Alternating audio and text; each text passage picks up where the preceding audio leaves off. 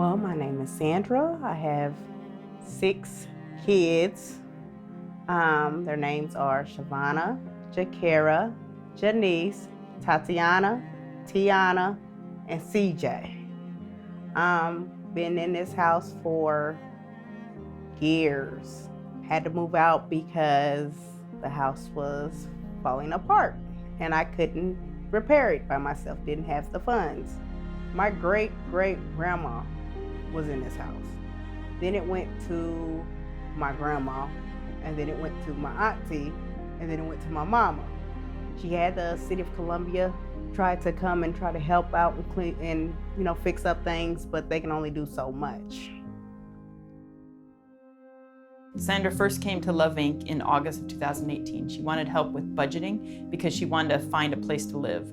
The house she was living in was decrepit, water leaks, holes, many repairs were needed. Sandra and Nancy started out coaching, meeting once a week, just in their regular coaching thing, but as the weeks developed, they built a relationship and there was just a lot of love and care going both ways, and Nancy really just went to bat for Sandra and found ways to meet needs and channel resources so that Sandra's could really thrive.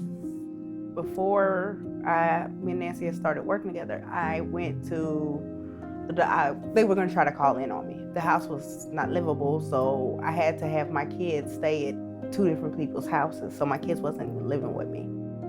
So I ended up going out and trying to get me in a place because I wanted my kids home and everything else, and I knew they couldn't come back here. And so I ended up finding a place, and I took it, and I was staying there, and it was like I'm paying $1,000 for a place when I have a home here, but I just can't stay in it. So it was pretty hard. You were kind of depressed too when we met. I was depressed and everything. I mean, it was just so much coming on to me. My mama had passed, so what I got is this, and I didn't want to let it go. I knew that she needed to get her money in order because none of us are comfortable when we are worried every second about what's going to happen the next day. I knew she needed to not get over, but cope with better the loss of her mom and to start to feel better physically because she couldn't really even take care of her kids that well at that time. Well, as we began to look at how she was spending money, I'm going, oh my gosh, $1,000 a month in rent is, it was over a third of her income pretty much. And this house is here and she's paying the taxes and the utilities on this house, but it's just sitting here and going even more downhill than it was. I actually have a friend I walk with in the mornings who's she volunteers a lot at Love Inc. And she goes, well, that might be something for Fort Columbia. And I was like, oh my gosh. The first day we met her, she had her head down, I think their life had dealt her a pretty difficult hand, and she wasn't in a great place spiritually or emotionally. I mean, when I first met Nick, he introduced himself and everything else, and he was telling me what he's gonna do to the house and all that, and I'm like, I ain't gonna lie, my mouth just dropped because I'm like, okay. One of the major goals of the project is we took a 2-bedroom house and turned it into a 3-bedroom house. And one of the reasons we did that is because there was bunk beds in the living room. And we felt like Sandra needed a place for her kids to sleep and a place for them to spend time together as a family. It was in such a state of disrepair when we started out that it wasn't really livable. But the project grew as the more we really dug into it. When we started pulling everything back, we realized that some of the foundation, the old rock foundation, was just completely gone. It was missing. And that was kind of a big problem because foundation is the most important part of the building. We had to go down and dig and pour footers so that way it would support the foundation, and we poured the foundation on top of that, put a block foundation on top of that.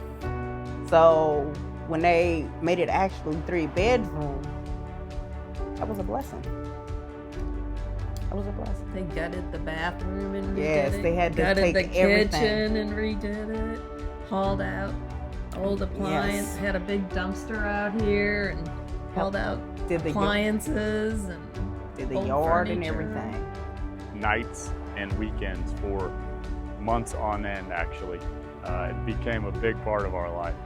But through that, we got to know Sandra and her family as well, and also the neighbors and the local community. And that was really ended up being probably the biggest blessing of the entire project, was the relationships that we developed. He's like family to me now. He's like family to me now, and we'll always be family. So you really don't know somebody until you get involved in their life and you get to know them. When you fix that foundation or you help them rebuild that foundation, you give them something to rebuild their life on. As we rebuilt her house, I think that her spirits kind of got rebuilt as well, and lifted. And you could see a little more of a glow in her face by the time we were done with the project. It's always amazing to see God work. You know, she's happier, she's healthier, her finances are in way better shape than they were, to the point where now I think it's, manageable, and I think she knows where the money's going. And as a person knows that they can pay their bills, then they can sleep better at night. There's more peace in the family. And so that financial foundation helps everyone to flourish because there's not so much financial stress. It's made her start thinking about church again and the place that God has in her life. And Through the process, as we rebuilt her foundation, spiritually and physically, my foundation was actually rebuilt as well. And that was one of the biggest blessings of this project that I didn't realize was going to happen. I mean, somebody could be at the point of wanting to give up, and that's where I was at, wanting to give up on everything.